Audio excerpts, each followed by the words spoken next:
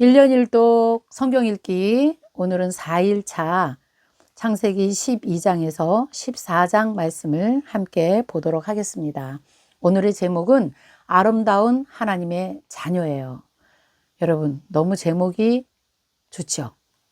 아름다운 하나님의 자녀입니다. 자, 아름다운 하나님의 자녀 누구일까요? 하나님 나라 백성이 된 것, 가장 큰 축복을 받은 사람들, 이런 사람들을 아름다운 하나님의 자녀다 이렇게 불러요. 12장의 내용을 보면 여호와께서 아브라함을 부르시다. 13장은 이제 아브라함과 롯이 서로 떠나다. 14장은 아브라함이 롯을 구하다. 이런 내용으로 오늘 성경을 볼 건데요. 어쨌든 주인공은 아브라함이죠. 그래서 아브라함 하면 우리는 복이에요. 그런데 오늘 이제 자세히 우리가 말씀을 살펴보면 그 복은 우리 개인에게 주신 물질의 축복, 나만 누릴 수 있는 그런 복, 그런 것을 복이라고 하지 않고 하나님의 자녀가 된 것이 정말 놀라운 복이다. 이런 것을 오늘 우리에게 가르쳐 주시고요. 복을 누리는 자들, 복을 받은 자들은 또 다른 누군가에게 복을 나누어 주는 아름다운 하나님의 자녀이다. 이것을 오늘 가르쳐 줄 것입니다. 자, 먼저 우리가 읽기 전에 리딩 가이드 한번 살펴보도록 할까요? 자, 초기 인류 일반 역사를 담고 이제 창세기 1장부터 11장까지 우리 왔어요. 자, 그런데 사실은 그 세상 나라들이 세워지는 모든 과정, 또 하나님의 마음을 쭉 읽고 여기까지 왔지만 사실은 하나님의 마음이 어디에 있었냐면요. 아브라함을 향해서 지금 달려오고 계셨어요. 자, 성경은 1장에서 11장까지 아브라함을 조준하고 흘러왔다. 이렇게 여러분들이 기억하시면 될 것 같고요. 세상 나라가 우후죽순 일어나고 하나님을 인정하지 않을 때 하나님도 유형 국가로 나도 내 나라를 세워야겠다는 마음을 가지게 되십니다. 나라가 세워지려면 국민이 있어야 되고 법이 있어야 되고 땅이 있어야 됩니다. 이 모든 조건을 갖추시려면 하나님이 누군가 사람을 부르셔야 돼요. 그 사람을 통해서 하나님 나라가 세워질 수 있도록 하나님이 계획하시고 이끌어 가실 것을 우리가 이제 보게 되는데요. 정말 아브라함 한 사람을 통해서 하나님의 나라가 그렇게 이루어집니다. 그리고 너는 그 복의 근원이 될 것이다. 이런 말씀을 많이 하시는데요. 이 복은 어떤 복인가? 아브라함 개인에게만 적용되는 복이 아니라 하나님께서 말씀하시는 것은 이제 오고 오는 인류 가운데 모든 민족에게 이 복이 흘러가게 하는 것이 하나님의 목표인 것을 우리가 알게 됩니다. 그 다음에 이 말씀이 요한계시록까지 또 우리가 꼭 붙들고 가야 되는 거예요. 그리고 하나님이 또 아브라함에게 내가 너에게 약속한 땅을 주겠다고 말씀하시잖아요. 그 약속한 땅, 가나안 땅으로 오늘 아브라함이 들어가는 것을 보게 돼요. 그리고 14장에는 그 당시에 지금으로 말하면 세계대전이 일어납니다. 어마어마하게 큰 전쟁이 일어나는데 그 전쟁에 아브라함이 또 나가죠. 그래서 그 전쟁에서 승리하고 돌아오고 또 히브리서에 많이 나오는 멜기세덱 제사장, 그 제사장에 관해서도 우리가 한번 알아보면서 14장까지 읽어보도록 하겠습니다. 자, 그러면 우리 12장 한번 말씀을 보도록 할게요. 12장의 제목, 여호와께서 아브라함을 부르시다. 자, 이제 12장 1절 보니까 여호와께서 아브라함에게 이르시되 너는 너의 고향과 친척과 아비의 집을 떠나 내가 네게 보여줄 땅으로 가라. 내가 너로 큰 민족을 이루고 내게 복을 주어 내 이름을 창대케 하리니 너는 복이 될지라. 너를 축복하는 자에게는 내가 복을 내리고 너를 저주하는 자에게는 내가 저주하리니 땅의 모든 족속이 너로 말미암아 복을 얻을 것이라. 자, 이 말씀이 1절에서 3절까지의 말씀이잖아요. 너무너무 중요합니다.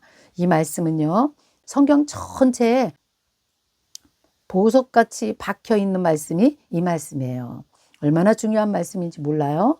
또 예수님도 말씀을 하실 때 이 아브라함을 들어서 말씀을 하시는 것도 우리가 많이 사복음서에서 보게 될 것이고요. 또 특별히 예수님의 제자들도 사도 바울 역시 모든 서신서에서 이 말씀을 들어서 하나님의 말씀을 기록하는 걸 볼 수 있어요.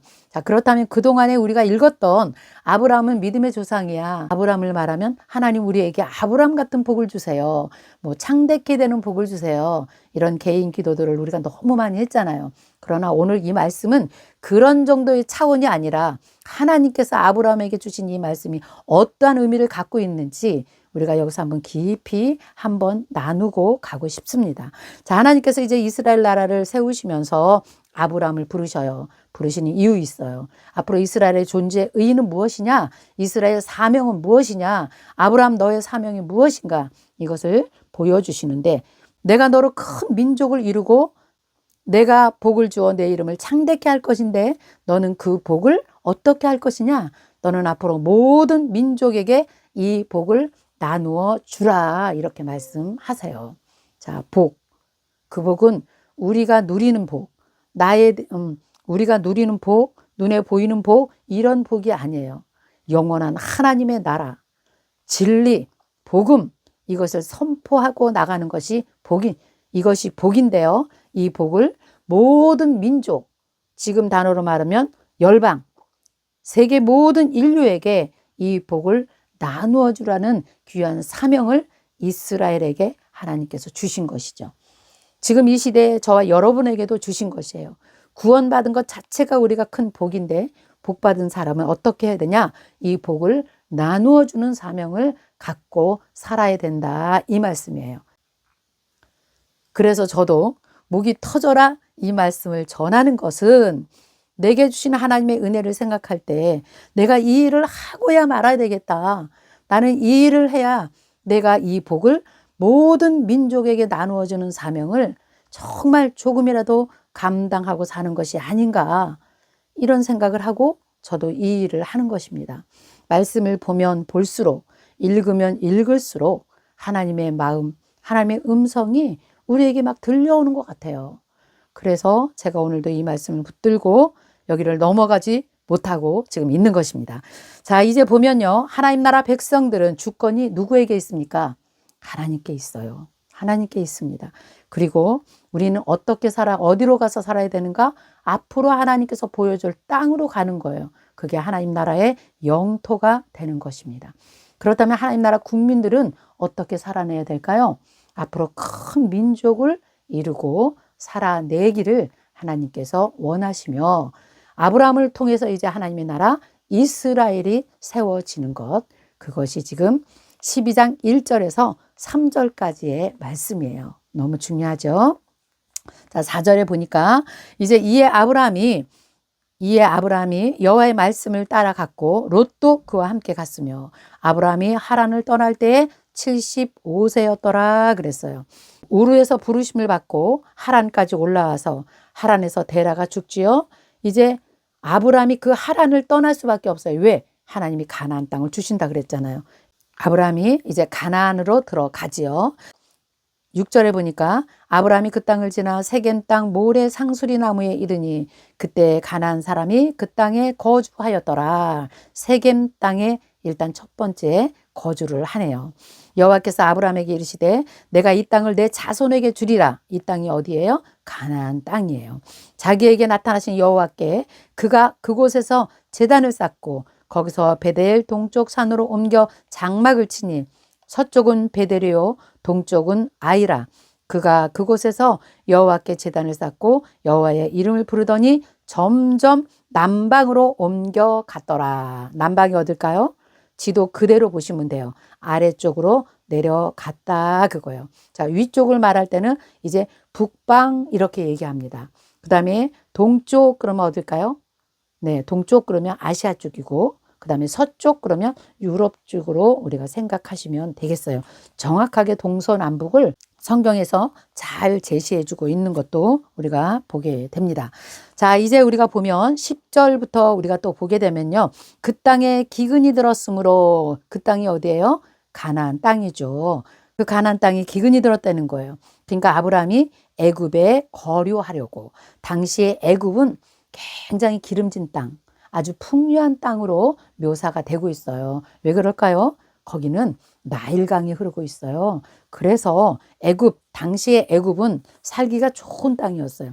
그러니 아브라함이 애굽에 가고 싶었겠죠. 그래서 애굽으로 내려갑니다. 근데 그 애굽에 내려가서 어떠한 일이 있었는가 11절부터 20절까지 내용을 여러분들이 천천히 꼭 아주 여러분들은 좀 읽어주세요. 전체 내용이 어떤 내용일까요? 아브라함이 염려했어요. 네, 내가 애굽에 내려가서 잘 살 수 있을까? 내려가긴 갔지요. 그러나 아브라함은 자기 아내를 누이라고 속여요.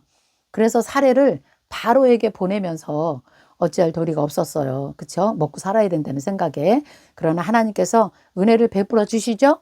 그래서 바로의 집이 재앙이 내립니다. 하나님이 재앙으로 바로의 집을 치시죠.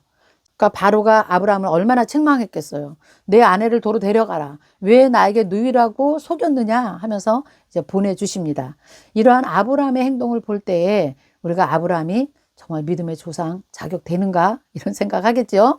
그래서 하나님은 이 창세기 12장부터 말씀하고 계세요. 우리가 구원받은 것, 아브라함이 믿음의 조상이 된 것, 그의 의로움으로 된 것이 아니다.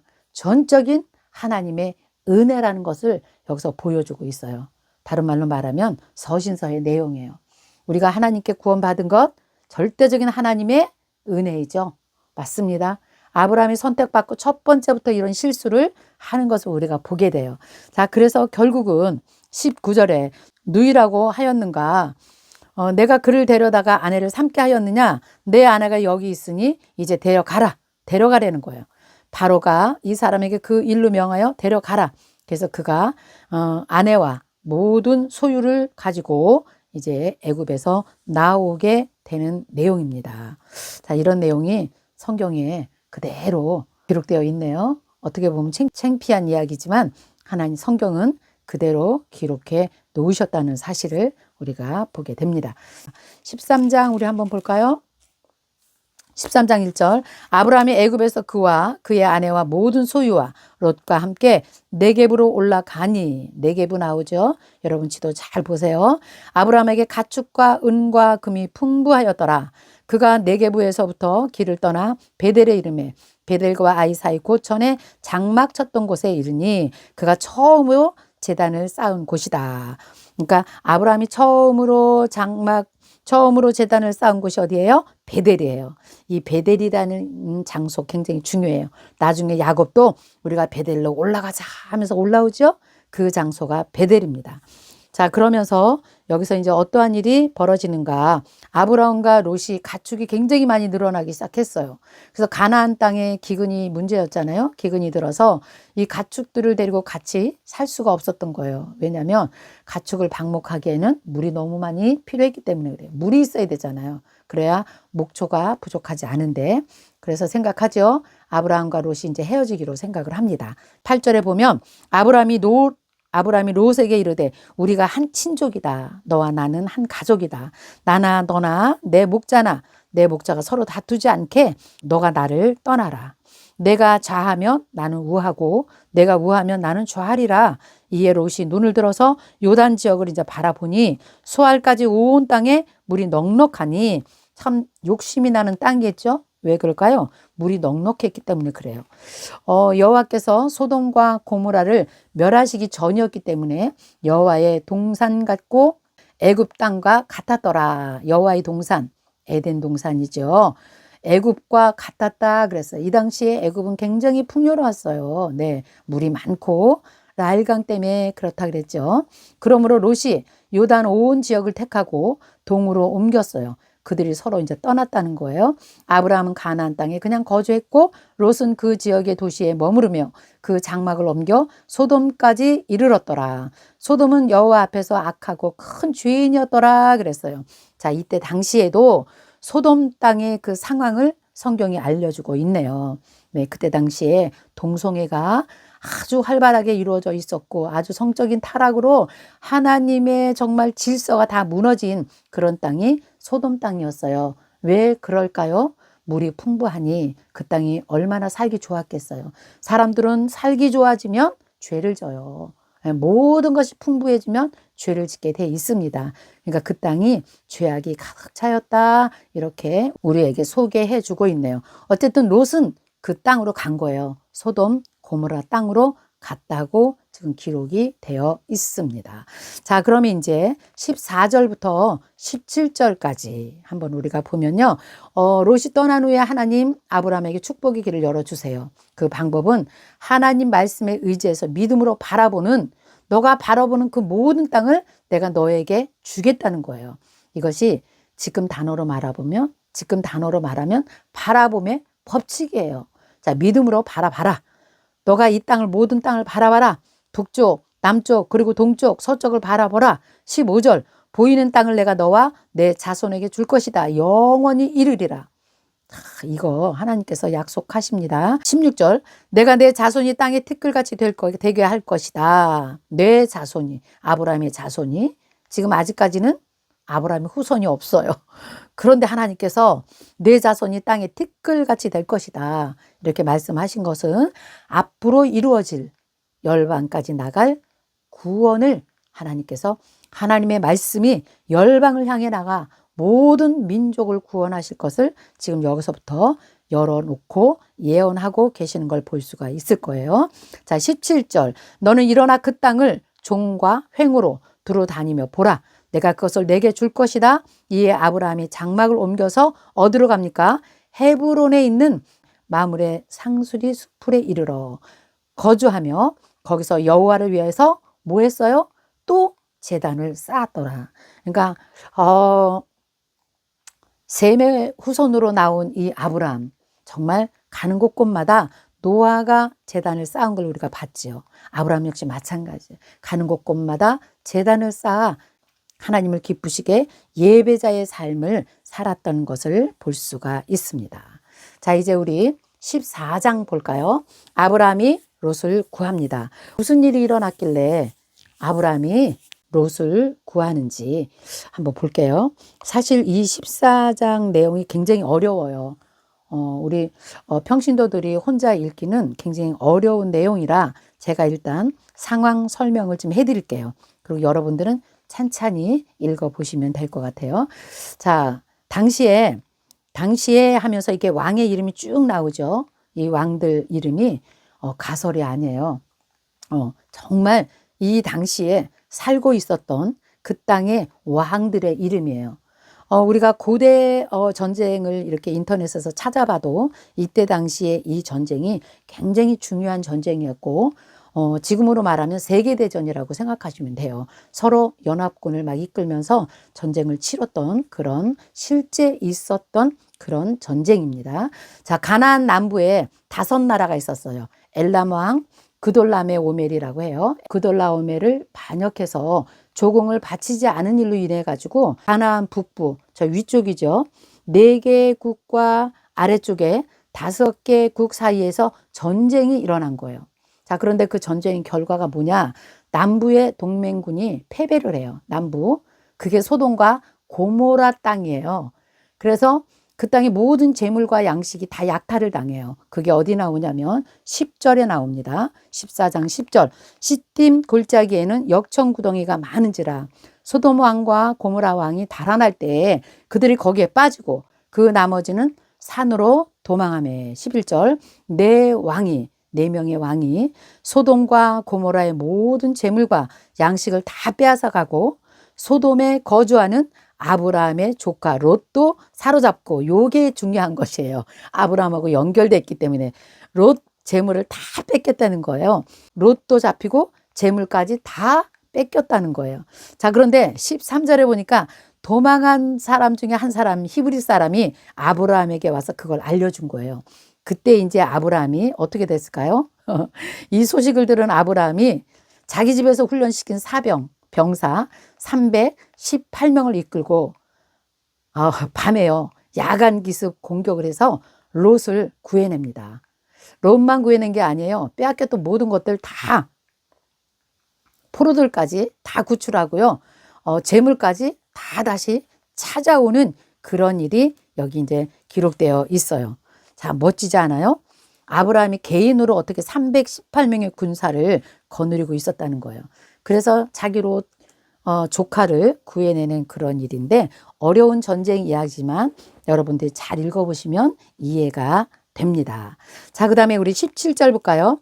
이제 멜기세덱이 나와요. 멜기세덱 가면 히브리서에 엄청 많이 나오거든요. 이게 히브리서에 7장부터 쭉 나오는데 이 멜기세덱을 이해하지 않으면 히브리서를 이해할 수가 없어요. 굉장히 많이 나와요. 그 멜기세덱 어떤 의미를 가지고 있느냐? 영원한 대제사장 예수 그리스도를 예표하는 인물이에요. 이 멜기세덱이. 자, 그래서 히브리서 저자도 이 창세기 14장에 나오는 이 멜기세덱을 예를 들어서 예수 그리스도를 설명해 내는 거예요. 그러니까 얼마나 이 중요한 인물인지 우리 한번 보겠습니다. 14장 17절 아브라함이 그돌라오멜과 그와 함께한 왕들을 다 쳐부수고 돌아올 때에 소돔 왕이 사워 골짜기 곧 왕의 골짜기로 나와서 그를 영접하고 18절 살렘 왕 멜기세덱이 떡과 포도주를 가지고 나왔으니 그는 지극히 높으신 하나님의 제사장이었더라 그랬어요. 자, 이상하지 않아요? 이때 당시 어떻게 하나님의 제사장이 있었는가? 있었다는 거예요. 그뿐만이 아니라 여기서 아브라함이 이 제사장에게 자기가 가져온 그 전리품 중에서 10분의 1을 이 제사장에게 주게 됩니다. 그 11조죠. 11조의 기원도 여기에서 나와요. 그런데 이게 모세를 통해서 하나님께서 다시 이스라엘 백성들에게 정리를 해주는 게 거기서도 너희가 11조를 10의 1조를 하나님께 드려야 된다. 이런 말씀을 기록해 놓잖아요. 그러니까 이 11조가 거기서부터 나온 게 아니라 사실은 모세의 기록부터 나온 것이 아니라 여기 창세기 14장 여기서부터 10의 1조가 나온다는 것을 우리가 보게 됩니다. 11조는 하나님의 법칙이에요. 네. 그런데 요즘 시대에 와서 어떤 목사님들이 아직까지도 11조를 내는가, 11조를 내지 않아도 된다, 막 이런 걸 가리키지만 사실은 성경은 어느 부분은 맞고 이 시대에 맞고 어느 부분은 이 시대에 맞지 않는다. 이렇게 자기들 마음대로 해석하는 거 굉장히 위험합니다. 성경은 창세기부터 내가 세상을 창조하였느니라 창조를 우리가 믿잖아요. 그러면 성경에 나와 있는 모든 것을 우리는 하나님의 말씀으로 듣고 그대로 우리는 믿는 거예요. 우리가 편한 대로 성경을 해석하는 거 굉장히 위험하다고 저는 생각해요. 자, 11조 하나님의 것이에요. 반드시 우리의 수입의 10분의 1을 하나님께 바쳐야 되는 거 성경적인 이야기예요. 네. 어떤 거는 되고 어떤 건 안 되는 거 아니에요. 성경은 100% 하나님의 말씀 우리가 믿어야 된다는 거예요. 자, 그리고 이제 마지막 우리가 21절 보면 소돔 왕이 아브라함에 이렇게 말해요. 사람은 내게 보내고 물품은 그 전리품 다 찾아온 그 전리품 그것은 당신이 가져라. 내가 가져라. 이렇게 말해요. 제가 놓치고 온 게 있네요. 19절에 보면 이 멜기세덱이 아브라함을 축복할 때요. 이런 단어를 써요. 천지의 주제시요 지극히 높으신 하나님이여 아브라함에게 복을 주옵소서 이렇게 말해요. 너희 대적을 내 손에 붙이신 지극히 높으신 하나님을 찬송할지로다. 너가 전쟁에서 이긴 것이 지극히 높으신 하나님께서 하신 일이다. 이렇게 멜기세덱이 말을 하는 걸 볼 수 있어요. 이 멜기세덱은 창조의 하나님을 섬기고 그때 당시에 하나님의 제사장의 역할을 정말 감당하고 살았던 인물인 것을 우리가 봅니다. 왜 그러냐? 천지 주제의 하나님을 찬양하잖아요. 대단하시죠? 자, 그러니까 21절에 아브라함도 그렇게 또 말씀하고 있네요. 22절에도 지극히 높으신 하나님 여호와께서 내 손을 들어 맹세하노니 내 말이 내가 아브라함으로부터 치부하게 하였다 할까 하여 내게 속한 것은 내가 실 한 오락이나 들매끈 한 가닥도 내가 가지지 아니하리라. 이 말씀 굉장히 중요한 것 같아요.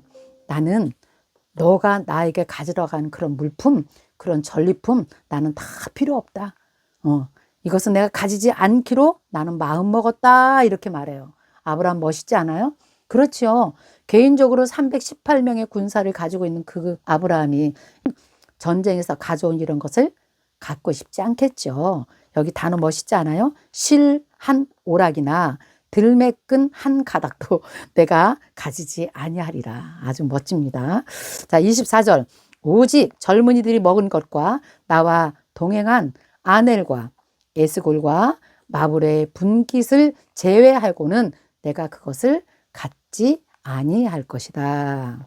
함께 나간 그들에게 그것을 돌려주어라. 이런 말씀인 것 같아요. 아, 진짜 너무 멋있어요. 그래서 오늘은 우리가 지도를 본다면 하란부터 세겜, 베델, 헤브론, 이런 거, 우리가 애굽, 이런 지역을 아브라함이 이동한 이런 경로, 이런 것도 지도를 보시면서 꼼꼼하게 보시면 계속해서 이제 우리가 지명이 나오기 때문에 성경은 실제 역사잖아요. 그 땅에서, 그 지역에서 일어났던 일이기 때문에요. 이런 지명을 다 알고 우리가 성경을 보면 더 재밌게 성경을 읽을 수가 있어요. 자, 오늘은 여기까지 우리가 하겠습니다.